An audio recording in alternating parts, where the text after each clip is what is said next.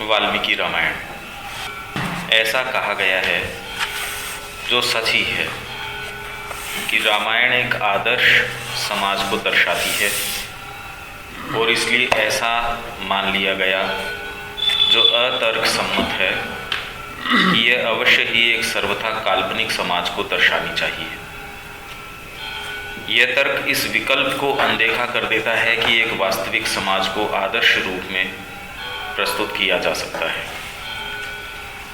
कोई भी कवि पूरी तरह से अपनी स्वयं की कल्पना से ही ऐसा विराट, प्रत्येक ब्यौरे में ऐसा सूक्ष्म और ऐसा सुसंगत चित्र विकसित नहीं कर सकता।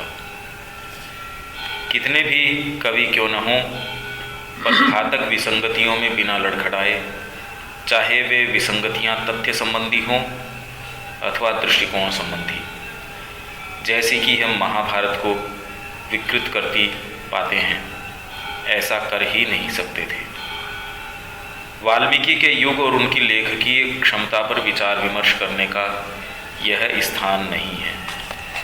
बहरहाल इतना तो कहा जा सकता है कि उत्तरकांड को छोड़कर, जो कि बाद की कृति है, और कुछ मात्रा में जोड़े गए अन्य तत्व को छोड़कर, जिसका अधिकांशतः काफ़ी आसानी से पता लगाया जा सकता है, तथा कुछ ऐसे अंश को संशोधित करके, जो कि प्रायः ही वास्तव में चौंकाने वाले विभ्रम की स्थिति में होता है, रामायण स्पष्ट रूप से एक ही शक्तिशाली एवं सर्वसमावेशी बुद्धि की कृति है।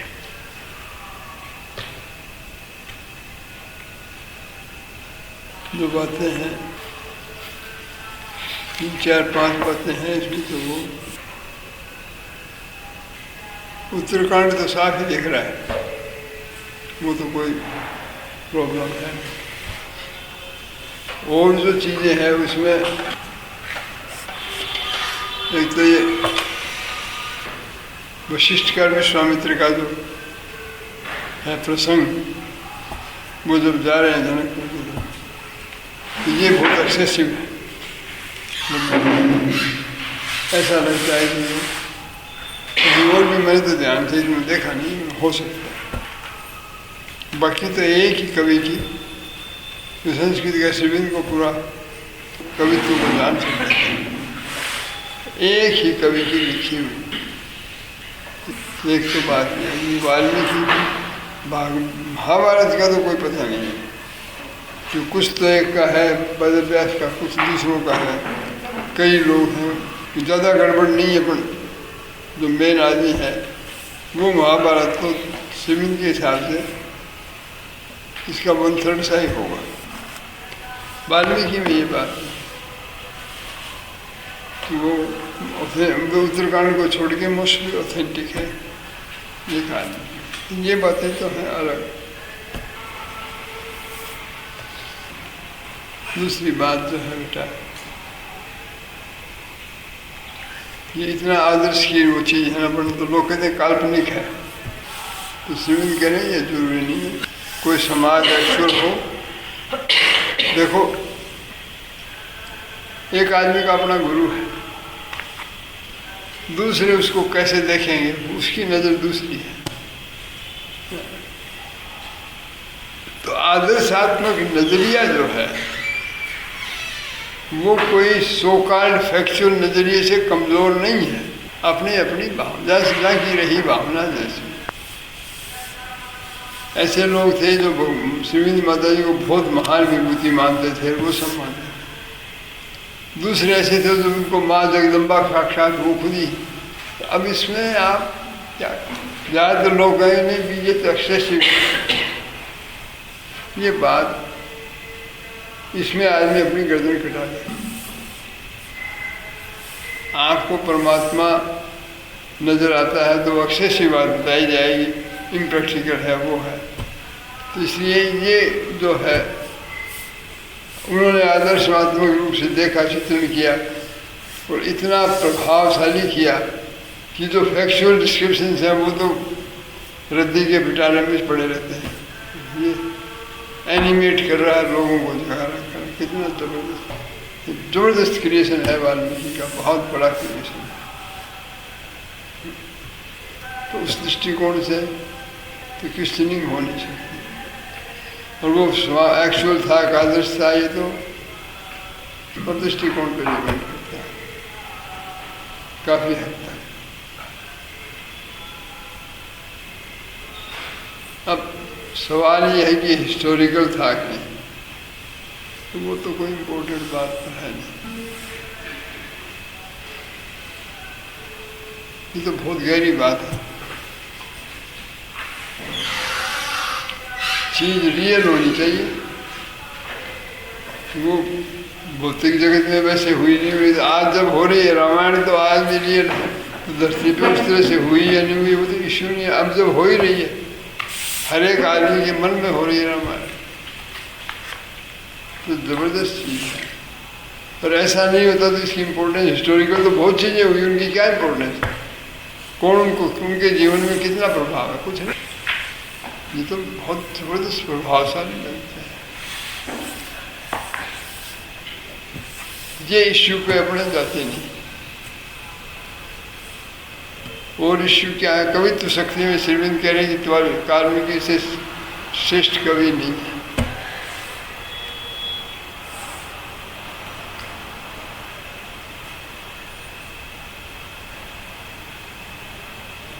ये नैतिक व्यवस्था की कार की चीज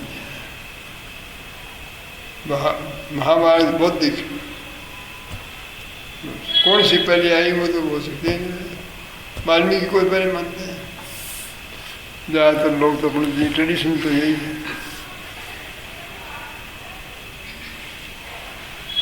और कोई बात छूटी हो तो बेटा बता दें। पंकज कोई बात नहीं तो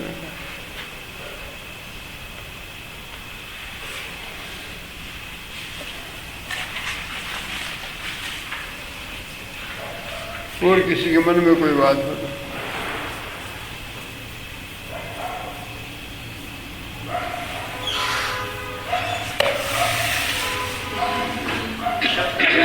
सर्व समावेशी हैं? सर्व समावेशी। हाँ बेटा लास्ट में mighty and embracing mind. सर्व समावेशी बुद्धि। पढ़ दे। ये कह रहे रामायण स्पष्ट रूप से एक ही शक्तिशाली एवं सर्व समावेशी बुद्धि की कृति है। ऑल एम्ब्रेसिंग मतलब वो जो सारी चीज अपने के अंदर समावेश करती है, ऐसी बुद्धि है, शक्तिशाली और हाँ। सर्व समावेशी। जो ऐसा नहीं हो जैसे कालिदास का है, सारे चीज को बहुत एक्यूरेसी से। ऐसे ही वाल्मीकि भी जो वर्णन है वो बड़ा, वाल्मीकि नहीं तो आप कोई चीज़ वर्णन करते हो तो एक एस्पेक्ट ले आते हो, दूसरा छूट जाता है। इसमें तो इतनी तरह की बातें हैं, तो सारा ही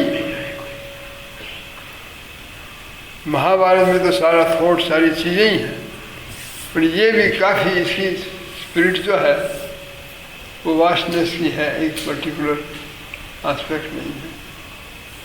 जैसे कालिदास का जो वर्णन है प्रकृति का और सौंदर्य का, उसका कोई उससे बेटर कवि से मिल कर है नहीं इस मामले में। तो वैसे ही ये उनकी जो बुद्धि है एकांगी नहीं, वैसे ये ज़्यादा गहराई में जाते हैं। बौद्धिक रामायण बौद्धिक चीज है नहीं, भावात्मक और नैतिक है। यहाँ डिस्कशन बौद्धिक नहीं है, भावना की नैतिक। आप देखोगे राम महाभारत में तो बौद्धिक डिस्कशन ही है नहीं। गीता भी कुछ हद तक बौद्धिक एक्सप्रेशन है, यहाँ रामायण पर ये बुद्धि जो है इंटीग्रल है, ये समावेश सारी चीज़ों को समावेश करती है। ऐसा वाल्मीकि का, वाल्मीकि की कृति तो यही है। वेद व्यास की तो बहुत है, महाभारत भी अपने आप में कितना बड़ा है। श्रीमंत ने कंपेरिजन किया है दोनों का, मैं ज़्यादा लिया नहीं, कोई बहुत कलिष्ठ था, दोनों का बहुत अच्छा कंपेरिजन किया है। अपनी जो रेनेसांस इंडिया है उसमें भी थोड़ा है, इसमें तो काफ़ी है।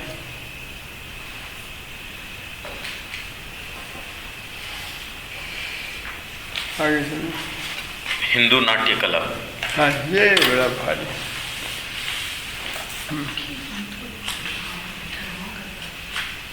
बगल ये बहुत ही बढ़िया है, जैसे मैंने सारा दिया।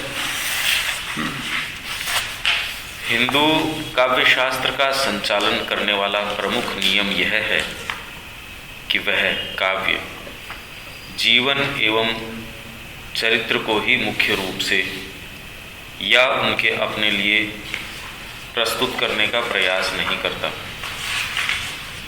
उसका उद्देश्य मूलतः सौंदर्यपरक है, अर्थात भावावेश के सूक्ष्म एवं सुसमंजस प्रस्तुतिकरण के द्वारा दर्शक के सौंदर्य बोध को जागृत कर देना और उसे मानवीय संवेदना के हृदय स्पर्शी या सूक्ष्म रूप से अवलोकित चित्रों के द्वारा परितृप्त कर देना।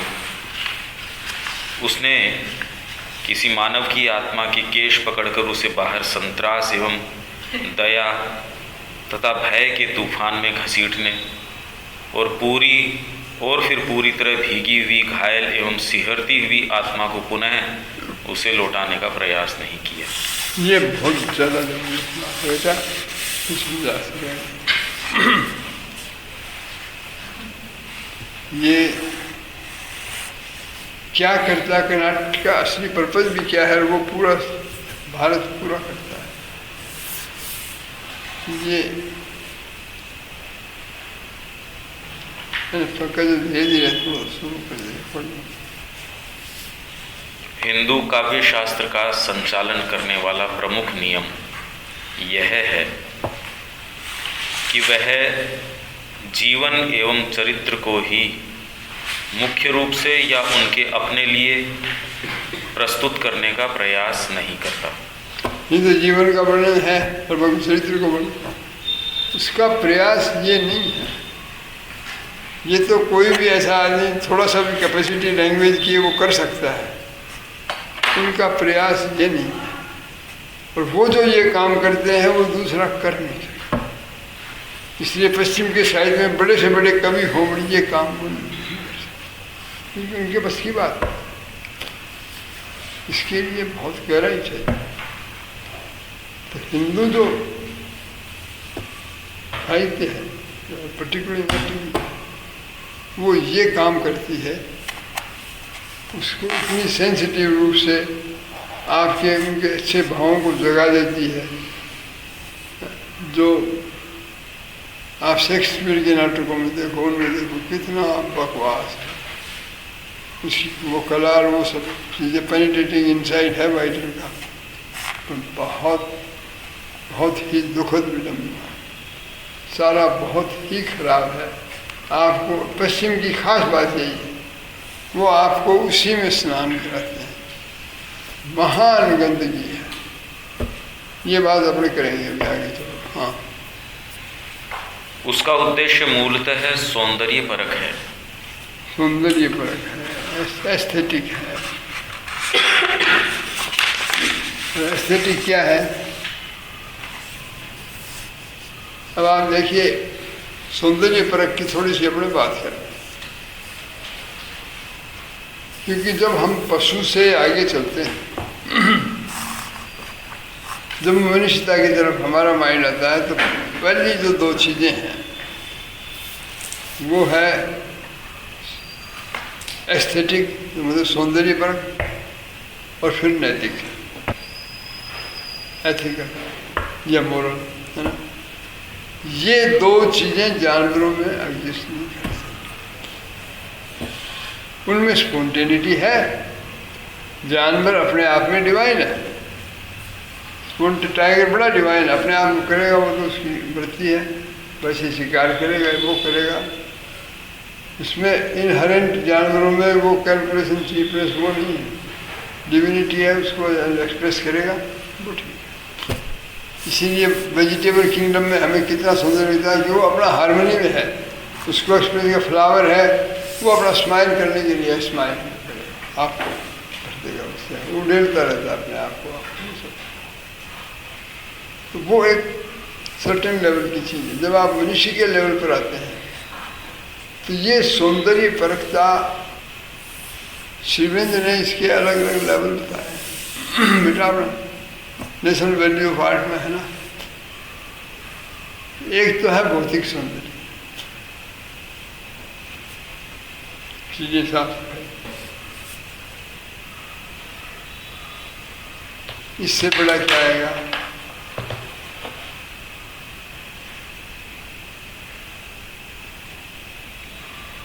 हर एक आदमी जानता है करेक्टर का, नैतिकता का।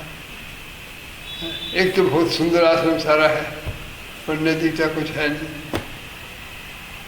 सुंदर तो पश्चिम में बहुत मिल जाएगा। दूसरा आदमी के चरित्र का, वो ऐसा चरित्र है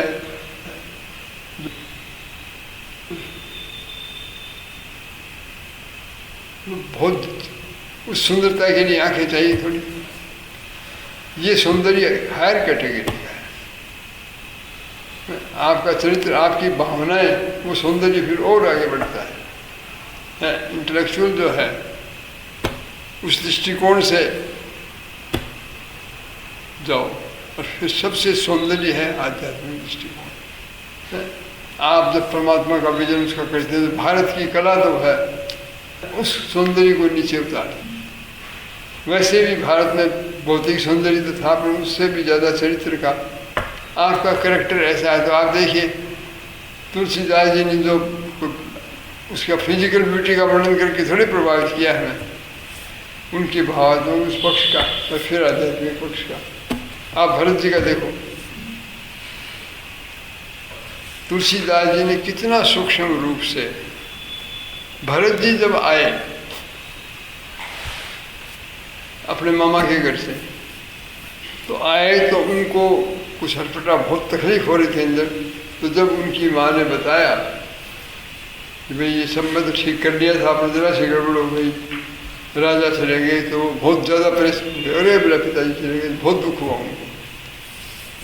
फिर जब उसने कहा पिताजी गए तो कैसे राम जी को, मेरे को राम जी के हाथ में छोड़ के गए ना, नहीं राम जी थे ही है, राम जी कहाँ गए? तो वो उसने अपनी करतूत बताई। तो भरत जी के ऐसा वज्राघात हुआ, वो कल्पना भी नहीं कर सकते थे।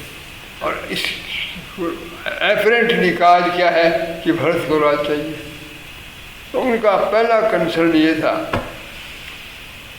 कि उनको तो इतनी मर्मांतक चोट लगी है। तो पहले तो ये कन्फ्यूजन, तो आपको जब माता कौशल्या के पास जाते हैं तो 8-10 बार वो कहते हैं ये ऐसा है, कोई अपने गुरु का द्रोही हो, ये हो, फलाना हो, उसने ब्रह्म हत्या कर दी। वो उसको जो पातक लगे वो सारा मेरे को लगे, अगर मेरी जरा सी भी इसमें समझते थे। कौशल्या माँ ने कहा बेटा तेरी ये कोई सोचने की बात नहीं, तेरा रोम रोम बोल रहा है कि तो राम ही ये क्या बोले कर रहा है। फिर पब्लिक के सामने, उन सब के सामने ये आया तो उनके देखने से उन्होंने कहा भाई मेरी ये कोई बात, आपका रोम रोम बोल रहा है किसी की, ये बात तो आपको कहने की बात करो ही मत आप। तो वो फिर तुलसीदास जी बताते हैं कि वो फिर गहराई में गए। उन्होंने कहा मैं दोष हूँ ये तो ऊपर की बात होगी, मैं दोषी भी हूँ ये तो उससे भी क्या है। असली बात है कि राम जी चले गए बाहर और मेरा दिल जो है वो वीरान हो गया, सारे लोग वीरान हो गए। तो मेरा काम क्या है कि ये दिल का जो दर्द है वो मिटाऊं। तो उन्होंने जो ही ये कहा वो तो वही कह सकते, और कौन कह सकता था कि मैं तो राम जी को ला के यहाँ राजा बनाऊंगा।